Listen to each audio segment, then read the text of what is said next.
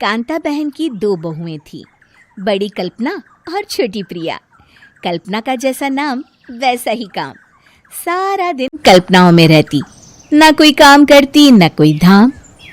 अरे कल्पना बहू, जरा अच्छी सी चटनी पीस दे, आज कुछ मजेदार खाने का मन है। पेट में जलन हो जाएगी माँ जी बुढ़ापे में, और वैसे भी मेरा काम करने का वक्त शाम का है, अब प्रिया को ही बोल दो। इतना कहकर कल्पना वहां से चली जाती है। कांता कल्पना के ऐसे रवैये से काफी परेशान रहती हैं। मैं बना देती हूँ माँ चटनी, ऐसा बोलकर प्रिया माँ को चटनी बनाकर प्लेट में खाने को देती है कि तभी वहां कल्पना आ जाती है। अरे वाह चटनी, जरा चख कर तो देखूं, बड़े दिन हो गए।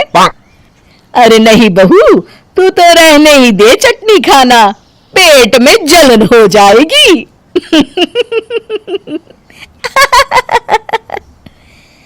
इतना कहकर कांता और प्रिया दोनों हंसने लगते हैं। कल्पना सारा दिन या तो मोबाइल में YouTube देखती या फिर सोती रहती। उसका कमरा भी बिखरा और गंदा रहता। एक दिन कल्पना का पति अशोक उससे कहता है, अरे कल्पना, जानवर भी उस जगह को साफ कर लेता है जहां वो बैठता है, तुम तो इंसान हो, कैसे इतने गंदे कमरे में रह लेती हो? देखो सारा सामान यहाँ वहां बिखरा पड़ा है। ज्यादा अपनी माँ का बोल ना बोलो। हाँ, कमरा तुम्हारा भी तो है, गंदा लग रहा है तो साफ कर लो।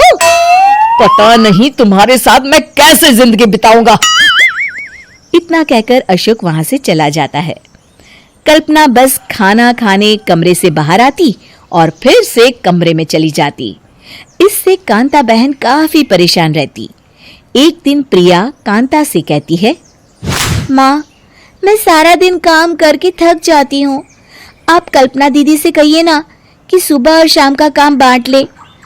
मैं तो अब सिर्फ एक वक्त का ही काम करूंगी। हाँ। अरे तो वो भी ना करना, एक बहू तो काम चोर थी ही, दूसरी भी आ गई काम ना करने के बहाने लेकर। तभी वहां प्रिया का पति रमेश आ जाता है। माँ, मैं देख रहा हूँ भाभी कोई काम नहीं करती, प्रिया सारा दिन घर और रसोई का काम करती है, अब कुछ करो ना माँ। कांता मन में कुछ सोचती है और कल्पना के पास जाती है।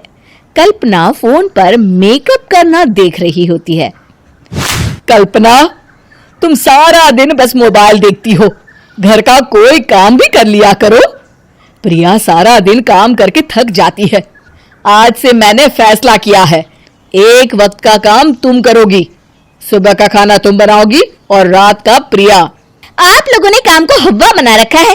अरे पता नहीं थोड़ा सा ज्यादा काम करने में आप लोग घबरा क्यों जाते हैं। और हाँ, बहुत ज्यादा प्रिया की तारीफ मत करिए मेरे सामने, बड़ी बहू तो मैं ही रहूंगी। मैं कुछ नहीं जानती, कल सुबह मुझे वक्त से खाना चाहिए, रसोई में आ जाना, वरना कल से तुझे खाना नहीं मिलेगा। अगली सुबह कल्पना रसोई में नहीं आती है। वो देर से सोकर उठती है और बाहर आकर कहती है, अरे भूख लगी है, आज खाने में क्या है? इतनी देर हो गई, आज किसी ने मुझे उठाया भी नहीं, पता नहीं कहाँ है सब। कल्पना को घर में कोई नहीं दिखता। वो रसोई की तरफ जाती है जहां बड़ा सा ताला लगा होता है। अरे रसोई में ताला! ओ, मैं तो भूल ही गई थी। माँ ने आज से सुबह का खाना मुझे बनाने को कहा था। हे भगवान, इतने लोगों को खाना बनाना क्या आसान है? तभी घर के सारे सदस्य बाहर से वापस आते हैं। वाह माँ जी, मजा आ गया छोले भटूरे खाकर। मेरे मुंह में तो अभी भी स्वाद आ रहा है। अरे कल्पना, तेरे भरोसे रहते तो हम तो भूखे ही रह जाते। कल्पना को बहुत गुस्सा आ जाता है। अब बहुत हो गया, आज से मैं अपनी रसोई अलग कर रही हूँ, मैं अपना खाना खुद बना लिया करूंगी। कल्पना अपनी रसोई अलग कर लेती है, पर आए दिन उसका देर से उठना और काम न करने की आदत से वो भूखी ही रह जाती थी।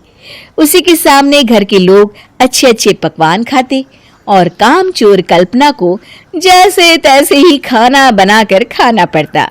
पर एक दिन तो हद ही हो गई। माँ, दीदी आज सुबह से कमरे से बाहर नहीं निकली, हमें जाकर देखना चाहिए।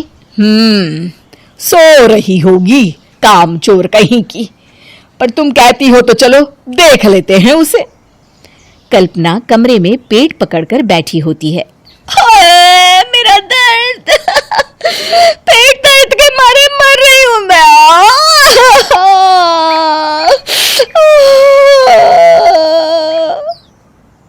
अरे दीदी क्या हुआ?